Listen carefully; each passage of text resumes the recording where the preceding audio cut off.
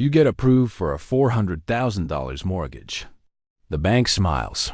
Your realtor congratulates you. Everyone acts like you just won something. But here's what nobody tells you in that moment. The bank didn't calculate whether you can actually live in that house. They calculated whether you can survive making the payment. And those two things? They're not the same. I want to show you something that most people don't realize until it's too late.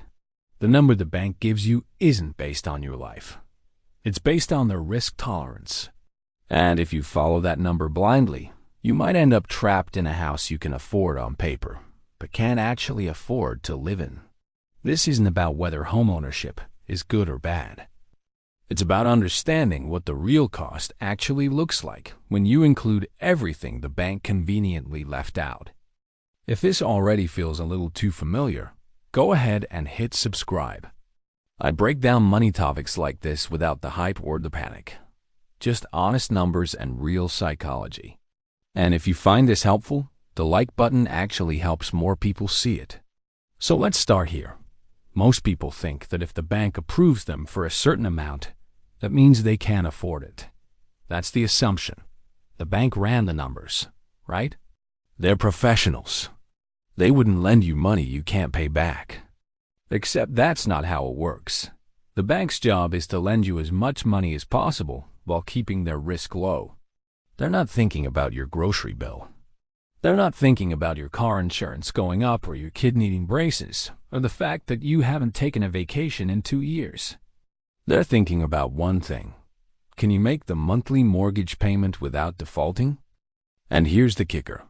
They calculate that using something called your debt-to-income ratio. Most lenders will approve you if your total monthly debt payments, including the new mortgage, don't exceed 43% of your gross income. Some will go higher. That's nearly half of your income before taxes. Now pause for a second. Before taxes. That means if you make $6,000 a month gross, they might approve you for a mortgage where your total debt payments are $2,580 a month. But your take-home after taxes? That might only be $4,500. So now you're spending more than half your actual paycheck on debt. And we haven't even talked about utilities, food, gas, insurance, or the fact that life happens. The system isn't broken. It's working exactly as designed. The bank gets their money. The realtor gets their commission. And you? You get a house you can technically afford, but a life you can't. And here's the part that makes people feel crazy. Everyone around you acts like this is normal. Your parents say, "We struggled too. That's just homeownership." Your friends post photos of their new kitchen. Social media shows you people renovating and hosting and living these picture-perfect lives. So when you're sitting there stressed about money every month, you think it's a you problem. You think you're bad with money. You think everyone else figured it out and you didn't. But the truth is, a lot of those people are struggling too. They're just not posting about it. Let me walk you through what home affordability actually looks like when you include the real costs. Not the fairy tale version. The version where you still get to live your life. Let's say you and your partner make a combined $90,000 a year. That's about $7,500 a month before taxes. After taxes, insurance, and retirement contributions, you're probably taking home around $5,400. Now, the bank might approve you for a home that costs $360,000. With a 10% down payment, that's a $324,000 loan.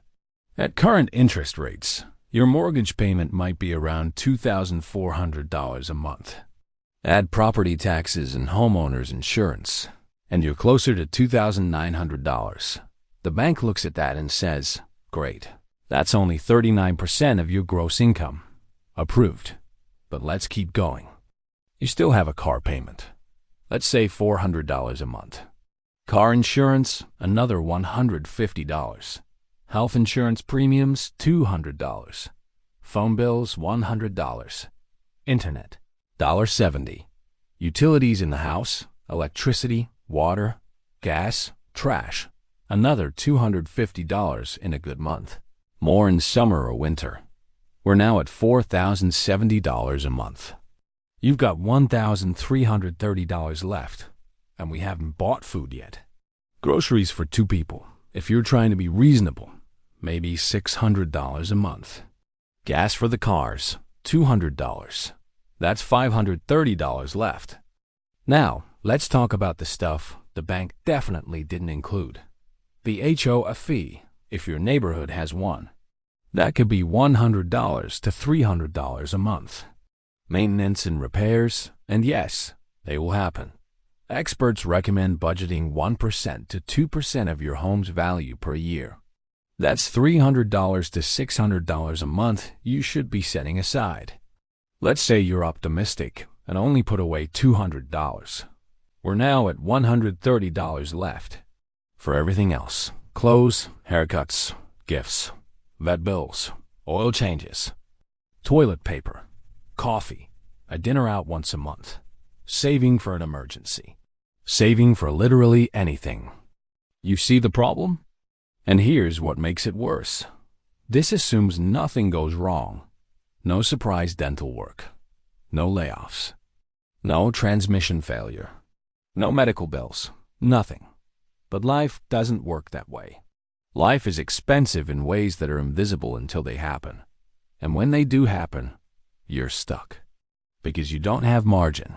You don't have room to breathe. That's what the bank didn't calculate. They didn't calculate your ability to absorb shock. They didn't calculate peace of mind. Now, let's rewind and look at what affordability might actually look like. Same income. Same take-home of $5,400. But this time, let's say your mortgage payment, including taxes and insurance, is $1,800. That's for a $250,000 home instead of $360,000. Suddenly, your baseline monthly costs drop to $3,870. You've got $1,530 left after the essentials. Now you can actually save. You can handle the $1,200 HVAC repair without melting down. You can take a weekend trip without feeling guilty. You can exist in your home without it feeling like a financial prison. And here's the psychological piece that nobody talks about. When you're financially tight, everything feels heavier. A $50 parking ticket isn't just $50. It's a crisis. A friend's wedding out of state isn't just a trip. It's a stress spiral. You start avoiding experiences. You start resenting the house. You start wondering if you made a huge mistake. But when you have margin, even a little bit, life feels different. You can be generous. You can be spontaneous. You can breathe. That's what affordability actually is. It's not about what you can technically survive. It's about what lets you live. If this is hitting home, literally, do me a favor and subscribe. I make videos like this because I think we all deserve to understand money without the stress. And hitting like genuinely helps more people find this stuff. Here's the shift I want you to consider. Buying a home isn't a moral test. It's a financial decision.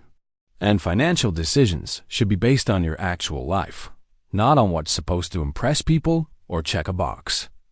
For decades, we've been told that homeownership is the dream. It's success. It's stability. It's wealth building. And some of that is true, but only if the numbers actually work. If the numbers don't work, homeownership isn't an asset. It's a liability. It's stress you carry every single month. And that stress has a cost that doesn't show up on a spreadsheet. The turning point is realizing that saying no to a house you can't truly afford isn't failure. It's clarity. It's strength. It's choosing your future self over the pressure of right now. Because here's what happens when you stretch. You spend years feeling broke. You can't save. You can't invest. You can't take advantage of opportunities. You become house poor, which means you own a house, but you can't afford to do anything else. And meanwhile, someone who rented or bought smaller and kept their costs reasonable, they're building an emergency fund. They're contributing to retirement. They're investing in index funds. They're not stressed every month. And over time, that compounding calm creates more wealth than the stretched homeowner who's stuck. The smartest move isn't always buying. Sometimes the smartest move is stepping back and saying, not yet. Not like this. So what does this look like in practice? First, ignore the bank's approval amount. Seriously, just because they'll lend you $400,000 doesn't mean you should borrow $400,000. Calculate what you can actually afford based on your take-home pay, not your gross income. A good rule: your mortgage payment, property taxes, insurance, and HOA fees combined should not exceed 25% to 28% of your take-home pay. Not gross. Take-home. That keeps your baseline housing costs reasonable and leaves room for everything else. Second, add in the invisible costs before you commit. Property maintenance, utilities, higher commuting costs if you're moving farther out, furniture and repairs, all of it. Make a real budget that includes your actual life, not a fantasy version where nothing ever breaks. Third, load margin into the decision. If you're looking at a monthly payment and thinking, we can make that work if we're really careful, that's a red flag. You shouldn't have to be really careful every single month for 30 years. You should have enough cushion that an unexpected $500 expense doesn't derail you. Fourth, remember that renting isn't throwing money away if it gives you financial flexibility.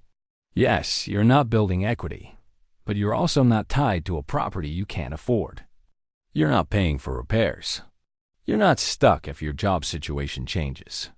Sometimes renting is the smarter play, and that's okay. And fifth, and this one's big, don't let other people's timelines pressure you. Your parents bought a house at 25? Cool. That was a different economy. Your friends are all buying? They might be stretching too, or they might have financial help you don't. Your life is your life. Your pace is your pace. If buying a house means sacrificing your mental health, your savings, and your ability to actually enjoy life, then it's not the right move yet. And that's not a personal failure. That's wisdom. Look, I get it. The pressure to buy is real. It feels like if you don't buy now, you'll be priced out forever. It feels like renting is losing. It feels like everyone else is moving forward and you're stuck. But here's the truth. Financial peace matters more than financial performance. A house that stresses you out every month isn't success. It's a trap with a mortgage. Real affordability isn't about what the bank says you can borrow. It's about what lets you sleep at night. It's about having enough margin to handle life when it gets messy, and it will get messy. It's about being able to save, invest, and build a life that isn't just surviving inside four walls. If you're feeling pressure right now, I want you to hear this. It's okay to slow down. It's okay to run the real numbers and realize the timing isn't right. It's okay to choose stability over status. You're not falling behind. You're being smart. Progress beats perfection. And sometimes progress means waiting. Sometimes it means choosing a smaller home. Sometimes it means renting longer than you planned. That's not failure. That's strategy. So take a breath. Run your real numbers. Be honest with yourself about what your life actually costs. And make the decision that protects your future, not the one that impresses people at a dinner party. You've got this. And if you found this helpful, go ahead and subscribe and hit like. It genuinely helps. Thanks for watching, and I'll see you in the next one.